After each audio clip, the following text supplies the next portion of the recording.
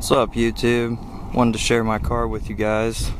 It's a 1987 Toyota Supra, and it took about 6 months for me to get it this far. Let's go over some suspension stuff real quick.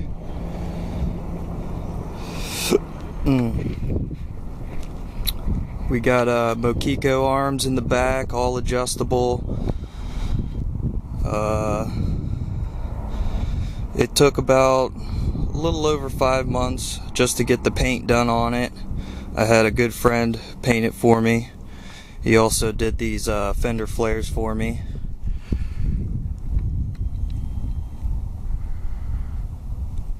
Got these wheels off of a friend, and they were pretty bad. They had about at least 6-7 layers worth of all different types of paint, and it was a nightmare to get these things the way they are. The wheels are 225/40 ZR18s, front and rear. We got Duraflex side skirts, molded those on, and Duraflex rear side skirts for the rear bumper.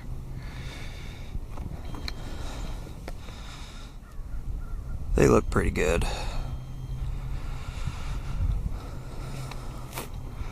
Now all this isn't real.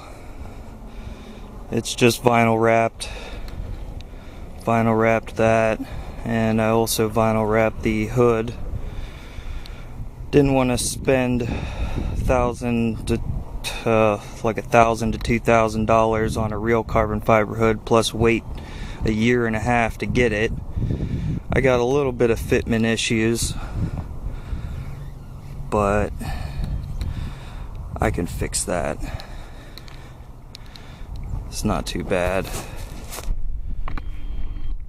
Now I also did a motor swap on this from JDM Imports. Let's go ahead and pop this. Did most of the interior. A lot of it's still got to go back in. Back seat and such. But rhino lined as much as I could and dyno matted as much as I could.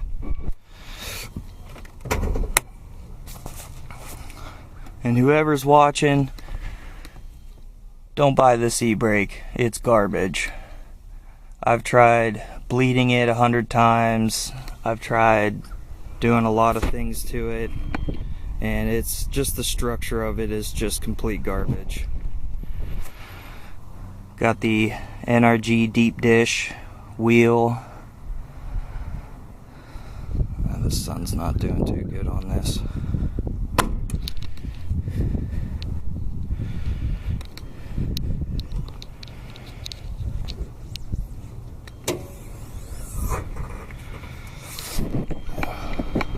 This is a 2jz-ge out of a MK4 Supra from JDM Imports. I did all the wiring myself. I took all the wiring out of the wheel wells because it's just bad news with that. Completely stock top head, bottom. Just painted it, did some touch-up work to it. New Gates Kevlar timing belt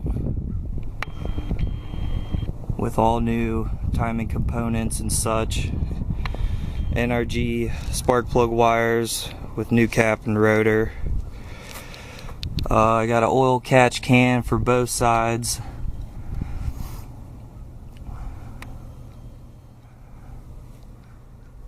Mishimoto rad. New water pumps, etc., etc.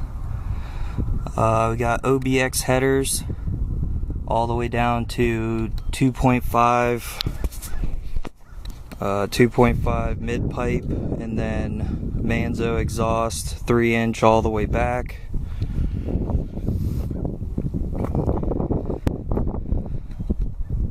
Took the AC compressor off, but I still got the front housing of the AC compressor on, just to give the power steering pump some more stability. A big old HP 3001 K&N filter. We got some BC coilovers front and back.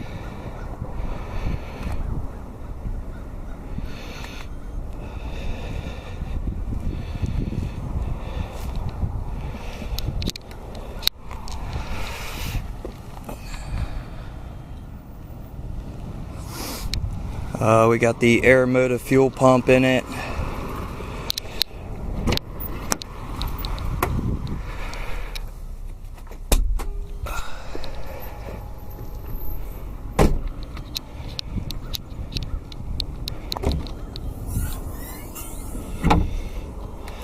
Relocated the battery, obviously. Dynamat as much as I could. And nice little old subwoofer just for a little bit of pound.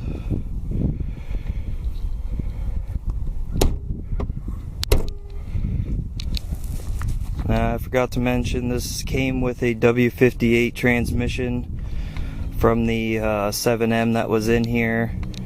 I took that out, refreshed it up, bought a 2jz bell housing and put that on there so that it'll connect to the motor. I also bashed in the wheel wells a lot to get the fitment and the steering angle that I did to it. Took out the battery box and such. It's got a stage 4 competition clutch, 6-puck unsprung. It does really good. It does really good.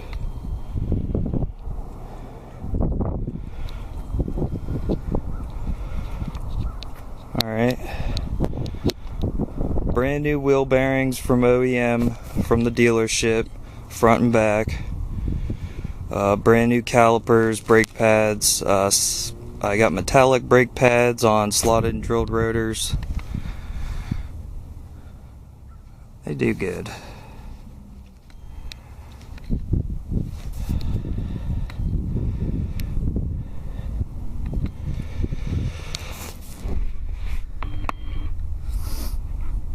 Polyurethane bushings, front and back, energy suspension bushings for the upper and lower control arms. The rear subframe, I restructured it, added some support bars to it to make it less flexible, more sturability and such.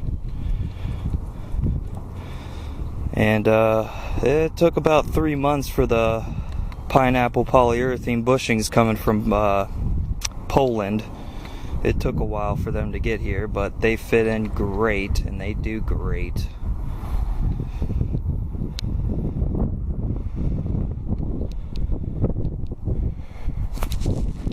I got 35mm spacers on the wheels, front and back. Without them, it just looks silly. Still got a lot more work to do on this, but so far she runs, she drives, and she does great. Now to the differential. I've rebuilt the differential probably about 20 or so times, and I could not get the coast side to shut up. The drive side does fine. No matter what I do, the drive side does great. No noise, no anything. But I can't get the coast side to stop whining. I've tried lowering the pinion shim, raising the pinion shim, brand new pinion bushings and brand new side bushings and all that stuff. I've tried almost everything that I could think of to get this diff to be quiet. I've taken it to a lot of reputable shops, and they all told me that it's pretty much engrooved in there and the noise will never go away.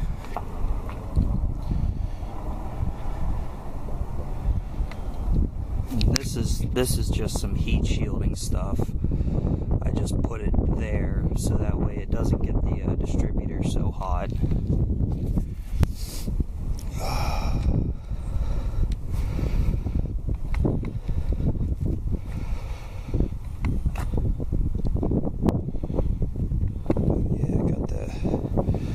Got the webinar overflow tank for the radiator.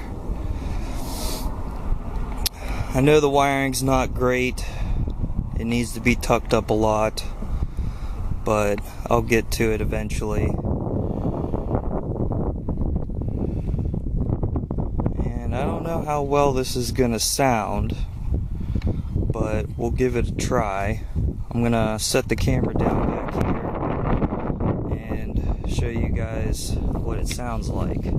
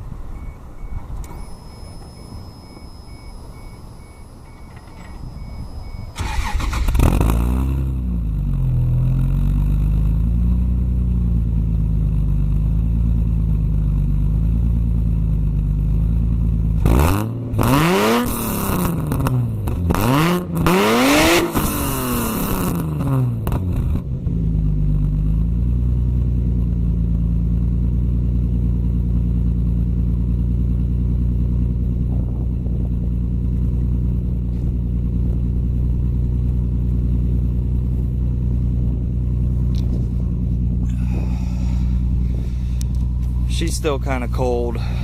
Just drove it up here to the lovely mall to show you guys.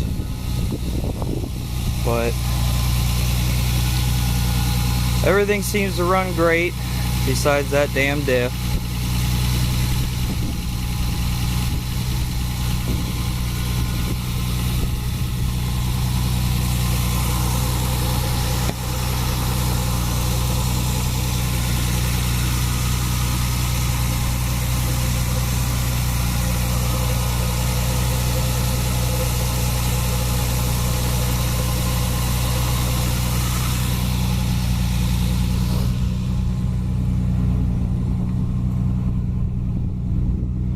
But yeah, this will be the end of the video. There'll be a lot more to come for this. I'm trying to get it set up and ready for drift events. But yeah, see you guys later.